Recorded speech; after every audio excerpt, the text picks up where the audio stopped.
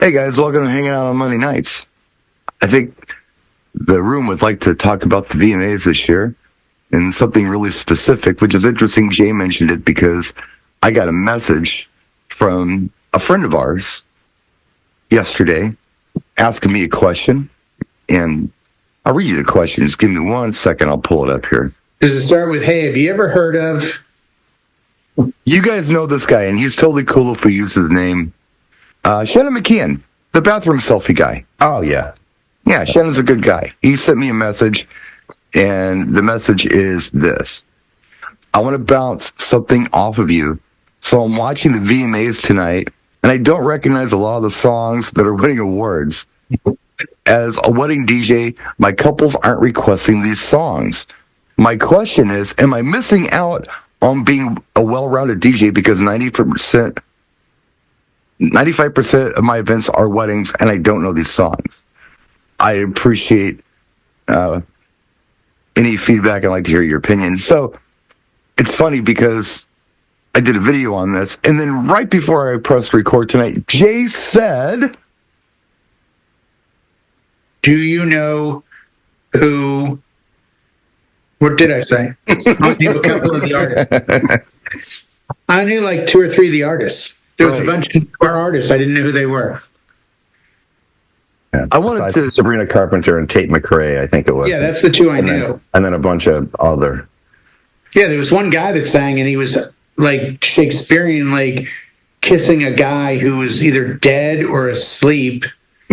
Gave his song, and the mostly adolescent, pre-adolescent audience of what appeared to be people that couldn't spell music without a Z, they were all jumping up and down with their LED bracelets going crazy. And I'm like, I don't think I've ever heard this song. Like, I heard most of the tracks, but didn't know the artists. Like, if I say Rosé, we all know who Rosé is, right? Yep. Because we're playing... Right, we're playing out. Yeah, I wanted to tell you what my response was to our friend. I said, look, I don't think it makes you less of a DJ because you don't know every single big song right now, because as entertainers, as we are, we're focusing on dance songs. And, you know, the funny thing about it is, when I think about it, it's always been like this. There are songs that are huge hits, but they're just not anything that you would play at an event. Not for cocktail, not for dinner, and certainly not for dancing. And it's just kind of thinking out loud. It's like, okay, Bee Gees' Staying Alive was a big hit. We still play that today. But so was I'd Really Love to See You Tonight, England Dan and John Ford Coley. I'll bust that out. It's not like you couldn't dance to it. It would be physically impossible, but there are better choices to play. Well, it's cocktail. But I think music has always been like food. I don't go to a Polish restaurant and order an Italian sub. You kind of, with food, you go where what you know is there. With music, we play what works for the crowd in front of us. Right. If your friend does a wedding next week and the bride and groom go, we're special teachers. We're bringing our entire classrooms and their friends to the wedding reception. It's going to be 90% 13 to 18-year-olds. Guess what? What he's played for the last 100 weddings is not going to work. Yep. Right. So until that occurrence happens, he's fine not knowing what the newest tracks are, because we're always at least 6 months to a year behind, one. And two, most wedding DJs aren't playing to, like I said, pre-adolescent, adolescent kids. You know, we need to know a few of those tracks. Right. But even at that, know the whole catalog. Even at that, we're still selecting the best of the best. We're selecting the stuff that gained the most popularity. Yeah, and it's not only popularity, it's danceability, because some of these songs just aren't dance songs. But I think there's tracks that you can't dance to that you have to have. There's a ton of music. Absolutely. You're right. You're 100% right. Yeah, but you still should know, hey, I got to have this one Bruno Mars, you know, Lady Gaga track, because it's going to come up. This one Billie Eilish track or whatever. Yeah. Right. What do you play by Taylor Swift at the average event? I play 0. If I play, I play Trouble and Shake It Off. There you go. For a while, I was playing Anti-Hero for warm-up. But no one would ever play that for kids. If kids were there, young girls were there, Anti-Hero. Yeah. But again, the perspective of the artist or the entertainer is, this is what I envision will work, so this is what I play. If I showed up then and took over, I may go in an entirely different direction, and that's my prerogative. Yeah. But when you watch the MTV Music Awards, you realize very quickly MTV Music Awards had become a very niche thing because they are not speaking. In the 80s, Madonna was recognized by teenagers, people in their 20s, their 30s, their 40s. Yeah. Like, everyone knew Like a Virgin. My wife just stared at the TV last night going, I have no idea what any of this stuff is. Right? Did anyone watch? Besides Jay and his wife. Right. And it's like... Did you watch, Damon? No, I did not watch. I watched most of it because I wanted to see what I was up against. And like I said, there was probably 5 artists that I just shook my head going, nope, I guarantee they won't be here tomorrow. Yeah, you got nothing. Well, Jay, I'm sorry, Jay. Go ahead. No, go ahead. No, I'm looking at the list right now, and I play on a college campus at least 3 times a month, okay? And some of this stuff, I'm looking at this list, I've never even played before. Right. And I'm on a college campus. Right. That's what I'm saying. 25-year-olds. It's not that age anymore. It's very, very young. But it's always look at the audience, they're 12-year-olds. Well, okay, so I'm going to throw something out at you. John, you can respond to this and tell me what you think of this. Sure. Just so everybody gets a turn. I'm trying to don't get to Brian eventually here, because Brian's a musicologist. And he plays for crowds that like new music a lot. I know he does. So, but to John, this is what I'm thinking. When I listen to new music, sometimes my ears perk up and I say, hey, that's something I could play and get a reaction to. And it happens sometimes. It happened with Lizzo stuff. It happened with Dua Lipa stuff. It happens with Chappelle Rollin. It happens, right? But until my ears perk up, it's not that I'm not going to have it, but I'm not going to try to shoehorn it into a set. How do you feel about that? When I hear something new on the radio, right, I'm silently scoring it in my head. We don't listen to music the same way that the general population do. Right. It's like, where is it? Is it something that's going to fit? Is it something that's going to stick around? Is it hot right now? Does it have 6 million views in 2 days on YouTube? You have to look at the whole thing. So I'd hear something, or I'd Shazam it or write it down, and then I'd do a little research. Like we just played in Boston, Brad and I from Sound City Events. We just did a night in this club, and I haven't been in like a downtown bar actually DJing a 4-hour set in a long time. And we were throwing Usher, we were throwing T-Pain, we were throwing just a mix of everything. It was R&B centric, but the 90s throwbacks got the biggest response. Playing Poison got people who lit up. They did like Humpty Dance, things like that. They're like, oh my God, I haven't heard this. And as far as the request went, the only one that they threw at me that was even relatively new, someone wanted to hear 679 from was it ASAP or Fetty Wap? And I was like, that's the only thing that would, and that's an old track. It is an old track. But no one was coming at me saying, you need to play this insert name of artist you never heard of, a song that you've never played. You know, I try to keep up with what's on the radio, but when I'm listening to the songs, it's, you know, like there's the Teddy Swims and there's the other stuff and the Benson Boones. It's like there's a spot for those, but we don't get the dance bangers. I mean, there's certain stuff, there's certain artists you can count on that if they drop something, it's going to go somewhere. Dua Lipa is hot. Rosé is hot. Chappelle Roan at this moment's on fire. It's just, you know, but it's more than just the name of the artist. There's got to be content in the song. I'm not just going to play a C-side of a song or from an artist just based on because that's who it is. Like with Madonna, you could take a shot on the Like a Virgin album and you might play, you know, Shooby-Doo or something else. It'd be like, they'd be like, oh, there's other songs on this that are good, and then eventually they charted. We always joke. We're like, I'm going to play your favorite song from now in 6 months, but right now you don't know it. until because we're that far ahead, and we don't want to be behind. So we try to pay attention, and we try to say, how's this going to fit? Does it work in a set? Can I work it into a set? It's that's. But I think we graded it silently as usable. It's like, how does this serve me? Like, we don't enjoy music the same way. It's like, can I make people happy playing this song? Well, they enjoy it. And you know me, John, I'm always, what's the best choice right now? So if I'm looking at a Sabrina Carpenter song, and it's like, okay, I could play the Sabrina Carpenter song, or I could play this Black Eyed Peas song that I know everybody likes. Right. That'll crush. I could do one of these two things right now. What am I going to do? I'm going to play the Black Eyed Peas song. Mm-hmm. I'm just going to do it. I think the big variable that we don't know is, what was the age group, John? Was it late 20s, early 30s, up to 40? It was 21 plus, and I don't think anyone, was over 40. Okay.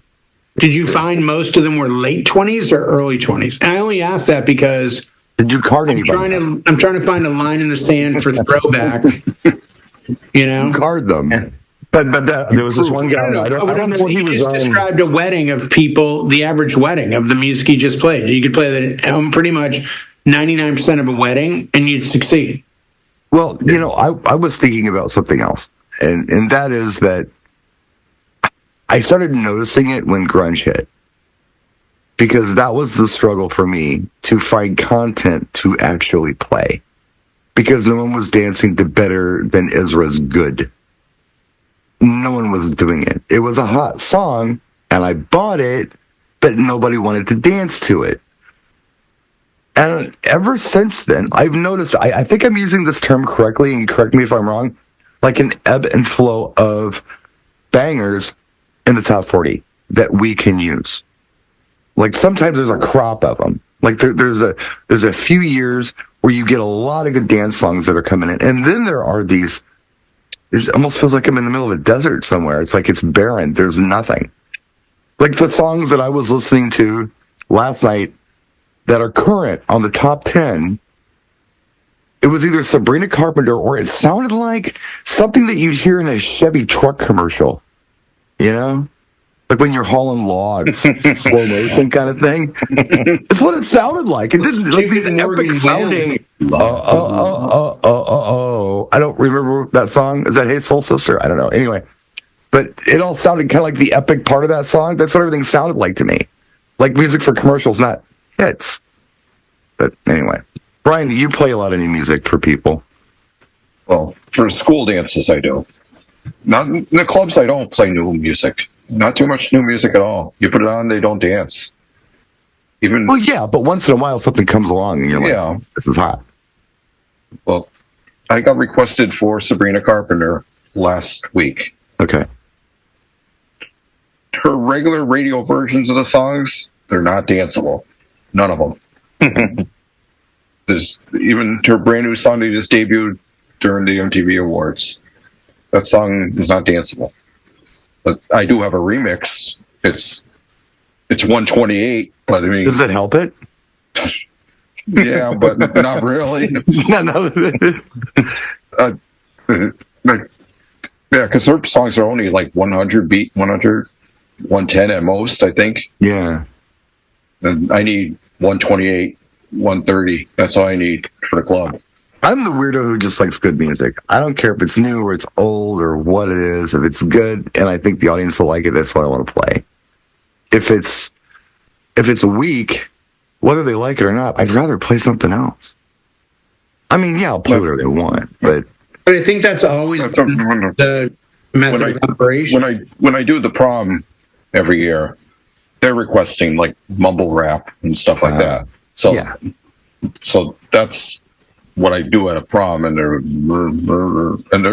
they are somehow dancing, but it's not a dance. It's funny when I do the school dances. I don't do a lot. Every couple of years, I just get them, and I do well with them when I have them.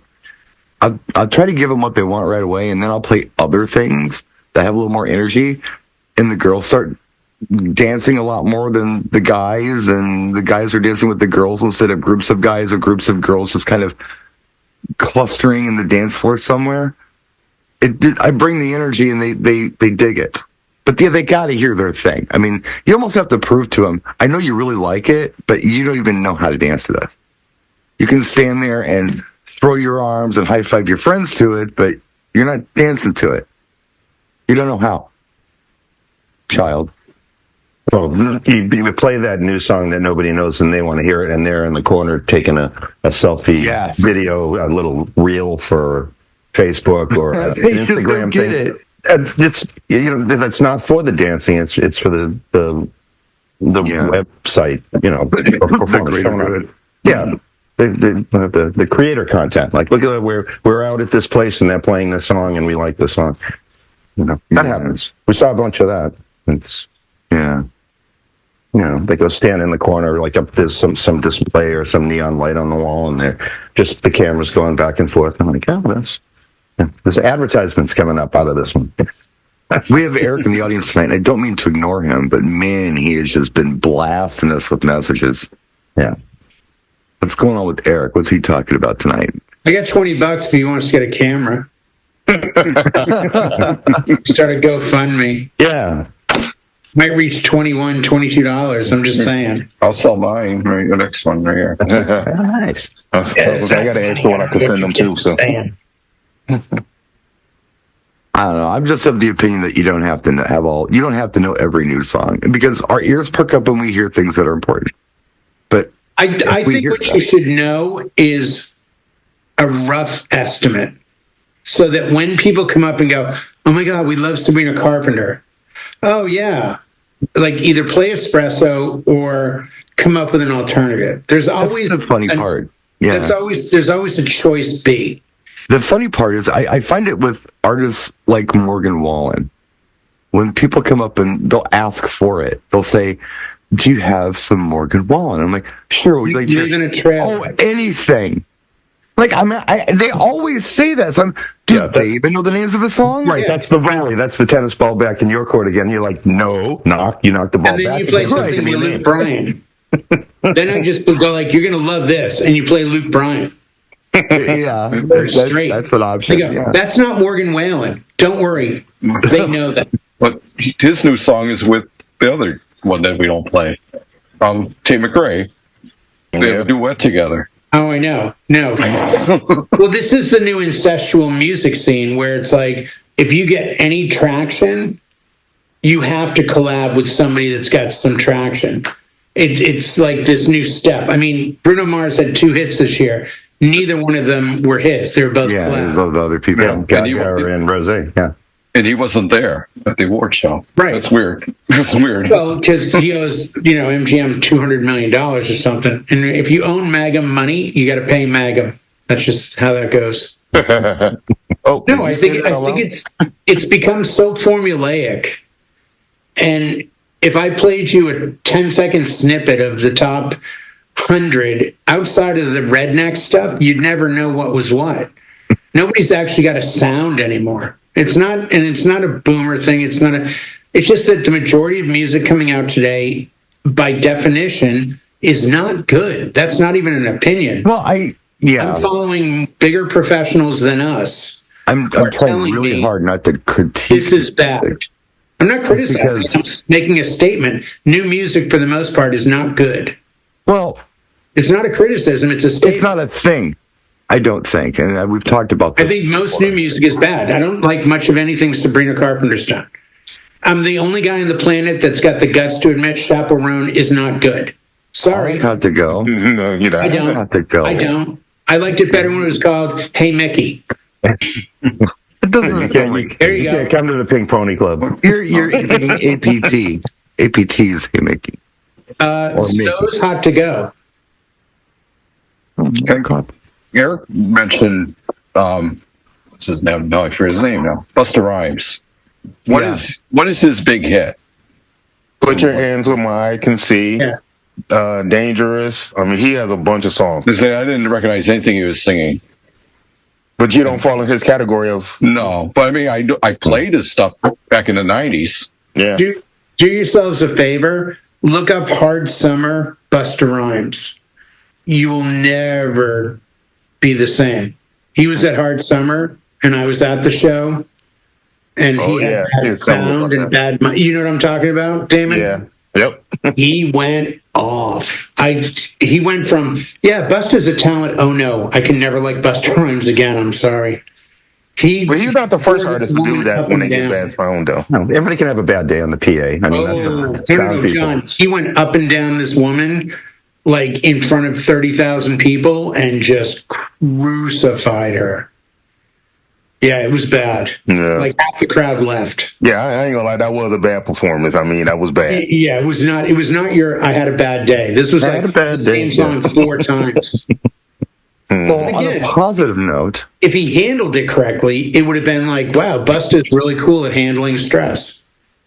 I gave an example in my video about what I was kind of talking about, without getting negative about new music, without getting negative about new artists, without getting negative about anybody. I was thinking about this gig that I did in Chicago, and it was a 50th birthday party. I wasn't quite 50 yet when I had done this party, but, totally understood the assignment. 80s birthday party. And this pretty famous DJ in Chicago, who's very well known in Chicago, asked me to do the job. He said, look, I think you'd be great. I think you know exactly what to play. I think you're the man for the job. I said, well, I'm happy to do it. And yeah, I think I can totally handle this. But why won't you do it? I mean, why wouldn't you want to do this gig? And he says to me, dude, in the 80s, I was mixing house on the radio and at clubs. I don't know this stuff. And it totally makes sense. Right, you would think it's a softball, right? Like, hey, what, ladies, so we crush that. Right, But if you yeah. don't know it, you don't know it. It's just you would Right. do it. And he just doesn't know it. I mean, because this is his craft. This is what he does. He does it really well. And he's, worked for Clear Channel and all kinds of people. He's this big name. But this was just not his thing. And I kind of thinking of, like, the wedding DJs are like that.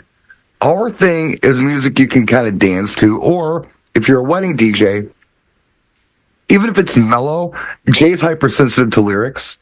He wants the lyrics to be positive in the songs that are being played for cocktail and dinner. I think that's a great thing. So we don't want to think about breakup songs. We kind of dismiss those, even for slow songs. We're thinking about the happy love songs we're playing for slow songs at weddings. And the same for cocktail and dinner. Keep the energy right. So that eliminates a lot of the stuff on any top 40 chart, any year, any time from 1955 to today. It eliminates a whole bunch of songs that are on the charts. Can't dance to them, and they're breakup songs or they're sad songs. So maybe that's kind of where we're at. This is just not our wheelhouse, and that's okay. So we don't know every song, but that's okay. We have 70 years worth of music we have to worry about. We really do. Plus, 70 years plus worth of music. But I think the advantage becomes I can go listen to Tate McRae, Chaperone, Sabrina Carpenter, and immediately go, you know what this would go well with? And I can get a group that's multi-aged to all come together by mixing stuff from different areas so that everyone feels included. So it's not just like when you see those videos on YouTube of, I hired a very young DJ, and they might be inexperienced. So when they show up, they play to their strong suit. Well, that's all new music. So they're focused solely on the newest. Well, then the old folks are like, I don't know this stuff. Versus us showing up to being like, hey, here you go. Here's Chaperone, and now here's this. Here's Sabrina, and now here's that. And you have that ability, and I think that that's where you gauge your skill set as to how good are you at almost word playing different genres. Yeah. It's got to make sense to him. But if you catch a vibe off the new song and and a little light bulb goes off in your head, we know what to do. We know what the callback is. We're like, I'm following it with this, and it's going to make sense, and I'm going to get a whole different age group up with these young kids dancing because they don't know what hit them, and we can John, stitch it together that way. You did a club gig, and when I did clubs and bars, the only thing I understood from talking to other DJs was whatever you do, don't keep them dancing all night. What do you mean? Like, let them dance for a little bit, then clear the floor. Yep. Because if they're not drinking, you're not successful and you're not Well, going to get rehired. Right. You got to turn the floor a few times. I had to learn how to spin the floor out. When I go to a wedding, I'm sorry. If they start dancing at 9 and it ends at 11, I'm not playing a slow song till 10:50. Like, we're going for it. This isn't a matter of like, hey, when it's 9:58, let's take a break. No, just keep going. Let them drink and dance, have a fun time, and then it's over. Well, in the case of either a wedding or a bar, and this took me a long time to kind of realize, is that you just want to rotate constantly. Because, I don't know, any like well laid out mobile party, as far as I'm concerned, you're only going to be able to, at best, get less than a quarter of the people in attendance on the dance floor at a time. Because if it's too big and you have 30 people out there, it's going to look sparse, out of 100. So it's okay, I think, to switch it up and play different songs at weddings. Like, I'm doing a rock set. Okay, now I'm going to do funk. Okay, now I'm going to do new stuff. Okay, now I'm going to do, a B-52's marathon set for my friend Damon, who happens to be there. So you're constantly rotating them on and off the dance floor, not because of making money at the bar, which is what the bar wants you to do. And it's all about just kind of being inclusive for everyone. And as far as knocking people off the dance floor, yeah, you can play a dud and do it. But I think the smart money, instead of doing that, is to just switch it up into something else cool to bring a different group out and send that group to the bar. Yeah, see, I've never done that. That's what I do. I always switch it up to something different genre, but still play. I try to get everybody out and then keep as many of them active and interested by going old, new, old, new, old, new. Oh, sure. No, I'm never in my head going, I'm in my rock set. I might do if I have good success with Journey, Don't Stop Believing, I might think, oh, this kind of crowd will love Bon Jovi, Living on a Prayer. Sure. And then, they're really going hard. Let's give them AC/DC. That's the only time I consciously look at it. Otherwise, I'm literally chasing BPMs up a ladder to then go back to the beginning, like 140 for Cupid Shuffle into Soulja Boy, crank that at 70. To clarify, when I said, I'm talking about 3 songs. So I'm not talking about doing 5 songs or a half hour or something. I'm talking about 3 tracks. I'm just trying to keep them. I'm talking about, I don't know, something that everybody has probably done. Similar. Like, let's just say, I Got a Feeling into Guy Ocho, into Sexy and I Know It. I mean, and then you jump into something else. Like, okay, we've done this. Now let's do something different. Let's do something more contemporary, or let's do something rock, or let's do something disco, or whatever. Just to kind of engage everyone and give everyone a little something. I'm not going to lose the dance floor necessarily. Sometimes I will, especially if I switch into something slow. But I will definitely do something different. I get this weird thing where if I'm in a groove and I'm DJing a wedding or a club, it doesn't matter what, and I'm feeling it, man. Let's say I'm doing an EDM set and I'm having tons of fun. And I know, I've done like 3-4 songs, and I know this 5th song would work perfect. It would work well.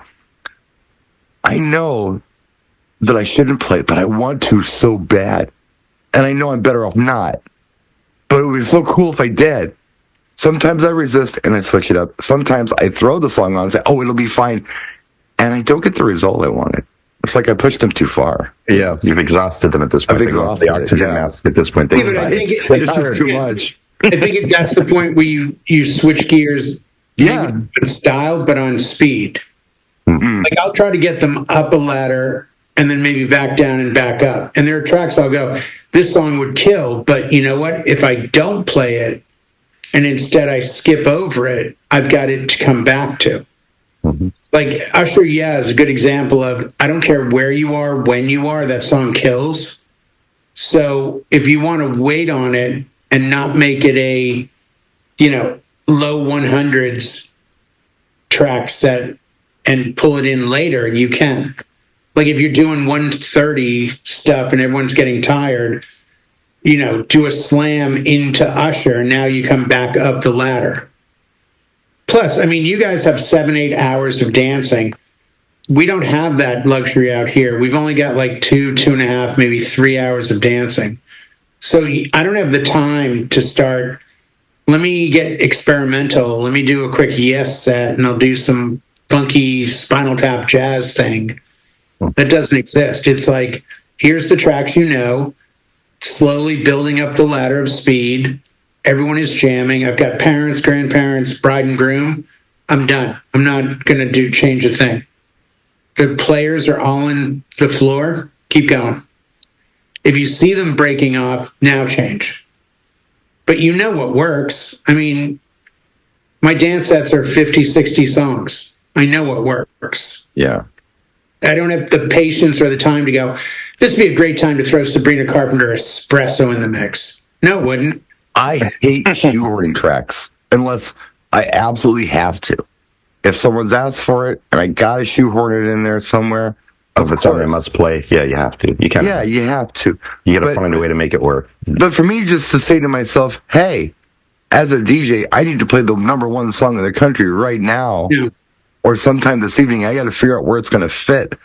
I can't stand it. If it fits, it fits. If it don't, it don't. I hate forcing stuff. I'm going to challenge everyone watching this video.